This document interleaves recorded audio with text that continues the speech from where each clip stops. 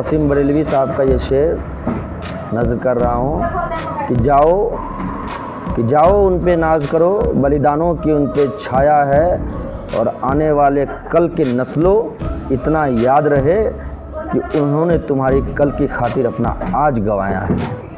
जिसको mob lynching कहते हैं, तो अगर मैं एक भी मॉब लिंचिंग का समर्थक नहीं हूँ, लेकिन अगर कोई एक मॉब लिंचिंग भीड़ कर देती है तो कैंडल मार्च निकल जाता है। आप सोच कर देखिए, 7 लाख कश्मीरी पंडित को उसके अपने घर से जिहादियों ने घर से भगा दिया। आज तक दर दर की ठोकरें खा रहे हैं और आज तक उनको उनका घर नहीं मिला है। मैं तो मोदी जी से कहना चाहता हूं कि मोदी जी सिर्फ इतना कर दो कि पंडितों को एक स्वर दे दो, देना है कुछ तो कश्मीर में कश्मीरी पंडित को उसका घर दे दो।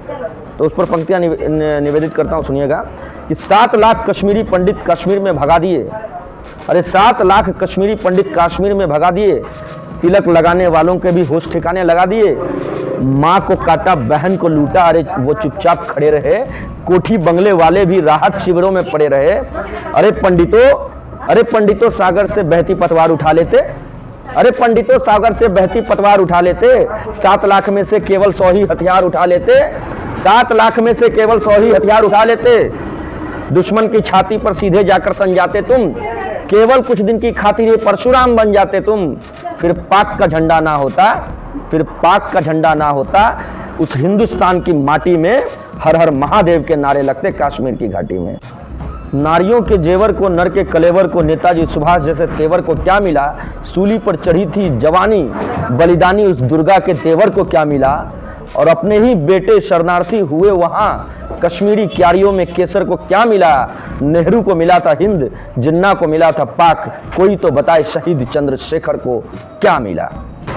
भगवान राम कहते हैं माता सीता से कि सीता तेरा ये जो राम है ना, वो अभिशापित है, क्योंकि राम जी के जीवन में जितना संघर्ष हुआ ये आम इंसान के बस की नहीं है। आप परिकल्पना भी नहीं कर सकते हैं कि जो चांदी के चम्मच लेकर पैदा ले अयोध्या नरेश के घर में युवराज जो हो, वो तपस्वी राम बन के जंगल जाए, एक राजा, और उसके बाद वहाँ जाने के बाद उनकी पत्नी का हरण हो जाना, और जब वापस अयोध्या आते हैं तो फिर पत्नी का, माता सीता का धरती में विलीन हो जाना, मतलब जीवन भर संघर्ष रहा।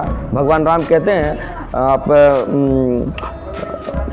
रामानंद सागर के निर्देशित की गई रामायण सीरियल में आपने एक लाइन सुनी होगी कि भगवान राम कहते हैं कि हे भगवान, मानव तो समझेगा इतना कि मानव के जीवन में संघर्ष कितना।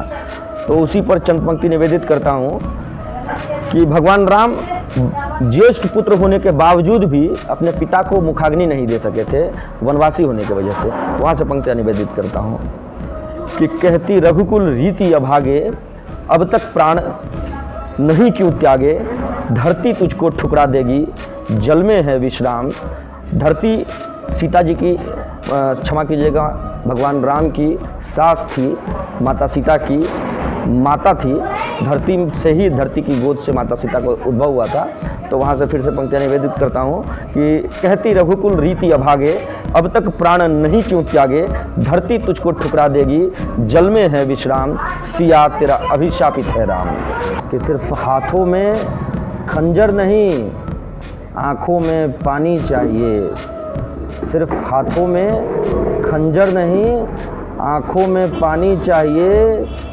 ऐ खुदा, दुश्मन भी हमको खानदानी चाहिए। हमारी माताओं बहनों की तरफ से अक्सर ये आरोप लगता है कि मर्यादा पुरुषोत्तम भगवान राम ने अगर मर्यादा की रक्षा के लिए वो हर कुछ किया जिसके लिए मर्यादा बचाया जा सके, तो फिर क्यों सीता की अग्नि परीक्षा ली? तो उनका उत्तर तो नहीं देकर गए, लेकिन वो क्या देकर गए चंद पंक्तियों में मैं आपको बताता हूँ। उससे पहले आपको ये जानकारी तो अवश्य होगा कि अग्नि परीक्षा जब सीता जी की ली गई तो सीता जी जलकर नहीं बल्कि सुरक्षित वापस लौटी थी। होलिका जिसको न जलने का वरदान था वो भी जली, पर सीता जी सुरक्षित लौटी थी। तो पंक्तियाँ निवेदित है कि जग की सब पहेलियों का देख कैसा हल गए, लोक के जो प्रश्न थे वो शोक में बदल गए, सिद्ध कुछ हुए न दोष, दोष सारे टल गए, सीता आग में न जली, राम जल में जल गए। कलयुग की ये रीत हुई, हर एक सुबह की शाम हुई।